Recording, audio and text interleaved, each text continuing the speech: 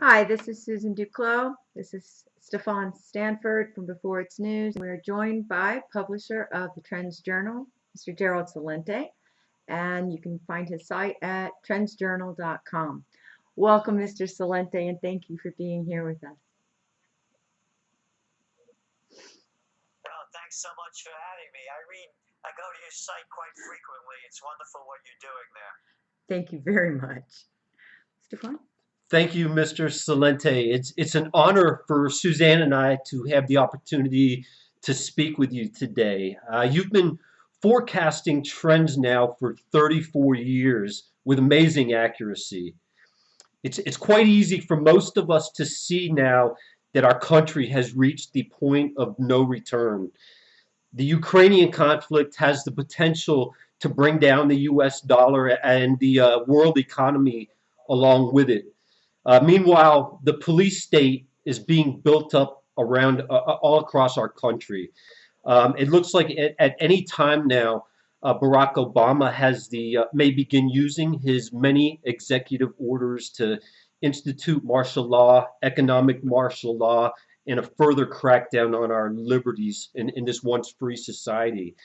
Do you see any way that we as a country can avoid what you have been warning us about for many years now? Yes, I really do. The vacuum to me has never been larger and more apparent. Look at the latest polls that just came out, and you see where President Obama's approval rating is at all-time lows. What people forget is that at his inauguration, they booed President Bush off the stage. So what we have here, basically, two people, we had Bush and now Obama, which the public now has very low regard. I just saw Obama give his talk in Brussels the other day, and it was reminded me of being in high school and listening to a substitute teacher that nobody paid any attention to. That's how empty it was. He's not even pulling his lines off the teleprompter without any meaning behind it. I say this because when the curtain is open and you can see there's no one behind it, that's the best time to institute a real change in direction from where we are. To me, again, when you look at Bush's popularity rating in the toilet when he left, and Obama's going into it. Of course, we still have a couple more years of him. It could be filled with something else. I say this because both political parties, to me, are nothing more than mafia. And all we do every 4 years is elect a new head of one of the two crime families. And I don't say this, to be sarcastic. I say it in fact. Both the Democrats and the Republicans are mass murderers and grand thieves. They steal our money and give it to their buddies for whatever, under any pretense they want, be it too big to fail or just stealing in the name of taxes. And they're mass murderers. If I was the first time you ever knew me and I'm on your show, and I said to you, Susan, I'm really good at killing people. You say, my God, we've got a maniac over there. Exactly. And that's what our president says, Barack Obama. So when I say mass murderers, and of course the millions that are dead in Iraq, and there's countless tens of thousands that have been slaughtered in Afghanistan, I believe now is the best time in my entire life to see something replace the two criminal gangs. Okay, following up on that, you said in the Winter 2014 Trends Journal that a promising future can be obtained if we, the people, reestablish the true essence of the Constitution and restore the principle upon which the U.S. was founded. Well, how would that happen? Because to paraphrase you, we don't have a choice between two great men in elections anymore, but we have to choose between the lesser of two evils. How do you propose that we reestablish the true essence of the Constitution? Well, one of the things that I'm going to be doing, and we're going to be announcing it in the Spring Trends Journal, which will be out in the middle of April, is we're going to launch an Occupy Peace movement. One of the criticisms of the Occupy movement was that there was no focus. And of course, I was not a critic of it. I'm a full supporter of it. What the Occupy movement did do very successfully was it made the difference between the 99% and the 1%, to the extent where the major business news even talks about it. So they had a lot of success. Going back to your question, Susan, and putting it into perspective about the Constitution and the Occupy Peace.us movement, and then we'll be putting up a website very shortly when we come out with the Trends Journal,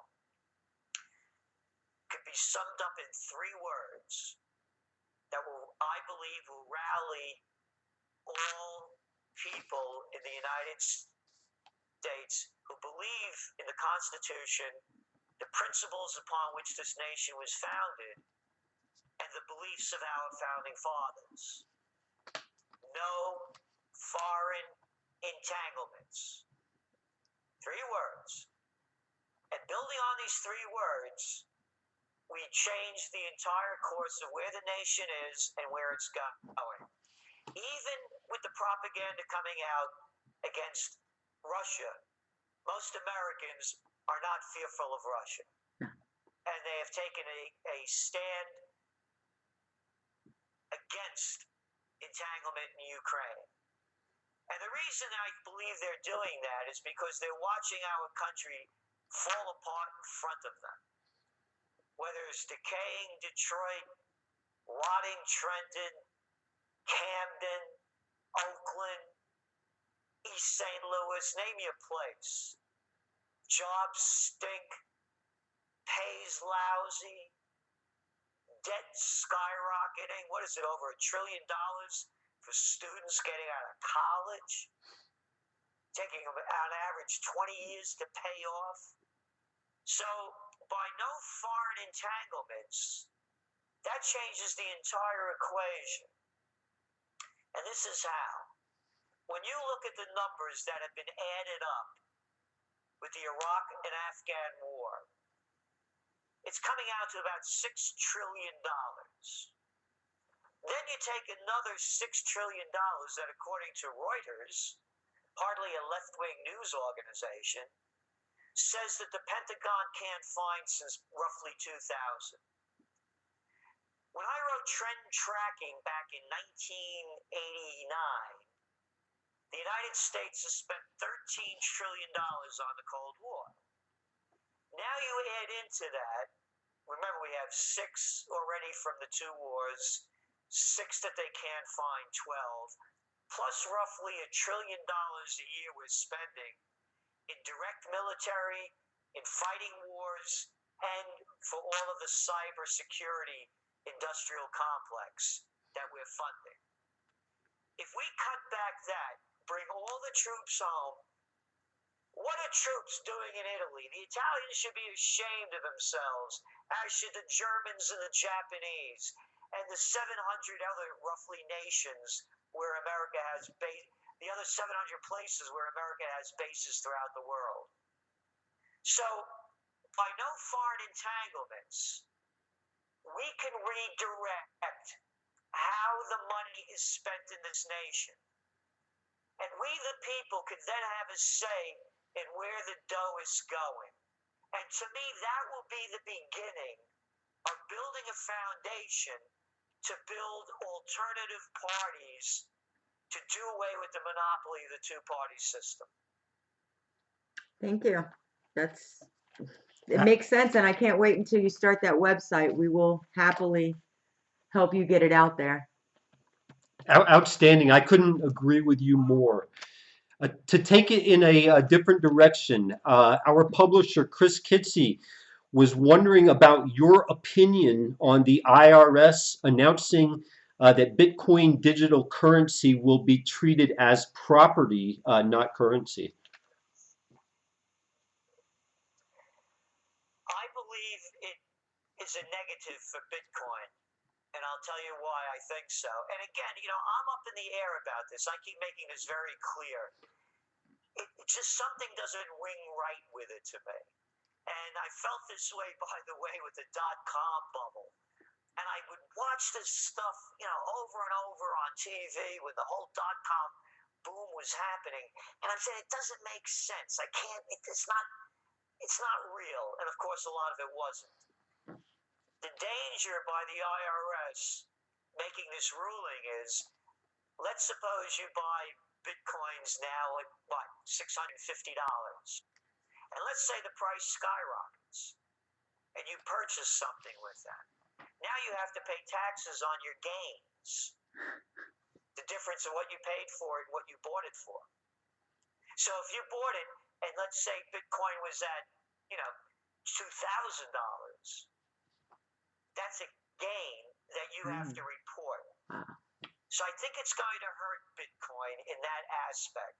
On the other part of the positive element is that it makes it legitimate because the government is talking about it. Good point. I also believe that if it becomes any kind of a serious threat, they'll bring it down like that. Just like what happened with the bank in Japan over there. And people are still, they can't get their money out of it. So you have a couple of scandals like this happening. It could really be a negative for Bitcoin. Okay. Well, thank you so much. Thank you very, very much. Again, please have somebody let us know when that website is up. We're dying to see it and help you with it in any way we can. Is there anything else that you can think of? Also, Go ahead. well, yeah, there is. Well, first of all, going back to the Occupy piece, we're up here in colonial Kingston, which has a foundation in itself with the Revolutionary War. The most historic four corners in the U.S. are right here. The only place on each corner where there's a pre-Revolutionary War stone building. And not far from me is the Senate House, where they made New York the capital of New York State, the first capital. And of course, the Constitution was passed around here to be signed. And the English burnt the place down in 1777. I'm saying this because this is where a lot of the roots of the first American Revolution had its beginning. And we want to launch the second one in really honoring thy father, the founding fathers, and the people that gave their lives. This country was, I'm very, familiar with the atrocities committed by this country. But there were a lot of great things that made us truly the envy of the world. And that's gone now. And I want to see a restoration. I'm tired of these sociopaths and psychopaths destroying this once great country. So in launching it from here, it really has its roots. As I said, this colonial Kingston. And we could bring this country back. We could have a restoration, a renaissance, bringing the best of the past into the future. And as I said before, the vacuum has never been greater. When you look at the public's disgust for Congress and the president and the policies, the vacuum is waiting to be filled. And it's up to us, each of us, to do what we can to fill it with something that replaces the horrors that they have created.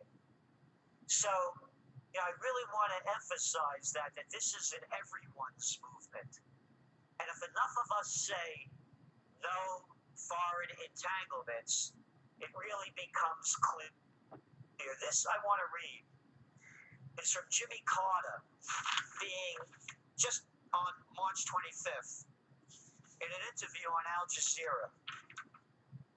And they're asking him about, should we send military aid to Ukraine? And he said, we need to be very forceful now. He goes on to say, I don't think there has ever been a possibility that Putin wouldn't take over Crimea. This was a foregone conclusion, and nothing that the United States and Europe or anyone could have done would have prevented that. But Russia has always considered Crimea to be a part of it, and most of the Crimean people, as you probably know, agreed with that. They want to be part of Russia. But I think that needs to be stopped at this point. I don't think we need to equivocate about the prohibition against Putin moving military forces into other parts of eastern Ukraine. And here it goes. I had the same challenge to face when I was president. You remember Jimmy Carter, that nice little peanut farmer. During Christmas week of 1979, the Soviets moved a massive number of troops into Afghanistan, and they occupied Afghanistan. And I stopped them from going further. Oh, he did he? What, did he go over there himself? Well, not quite. So I did everything I could. I withdrew my ambassador from Moscow. I declared a grain embargo against them. I agreed with Congress and the American Olympic Committee not going to the Summer Olympics. And I began to give weapons, now catch the language, to freedom fighters in Afghanistan secretly. Freedom fighters in Afghanistan secretly. Who the hell are these people think they are to do this behind our back, steal our money, and you know who these lovely freedom fighters are? Well, they changed their name a little bit. They used to be called Mujahideen, but we'll call them Al-Qaeda now. And here's where it even gets more rotten, more disgusting, and more despicable. One sociopath and psychopath after another is leading our nation to destruction. In his own slimy little weaselly words, he says, and we used all Russian-made weapons so they cannot accuse us of doing it. Isn't that wonderful? That's why I want to have an Occupy Peace movement. Who the hell do these people think they are? That they're better than us. The Slimer, a little piece of crap. And here it is, comes out how many years later, and it doesn't even make the news. Hey, they can't find that airplane. Turn on CNN, that's the only crap you've been hearing now for 3 weeks. While this is going on. Well, that's going to make the news now.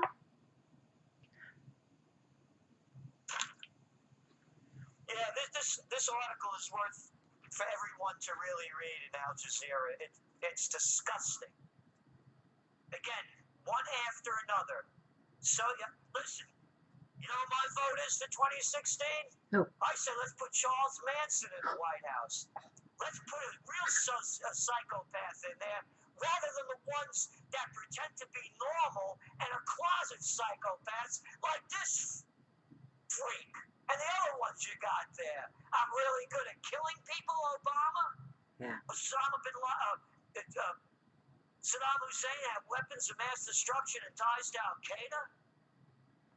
You look at Hillary Clinton after they find out that, what's his name, Muammar Gaddafi was killed on camera. She said, we came, we saw, he died. I mean, how's that for a sick one?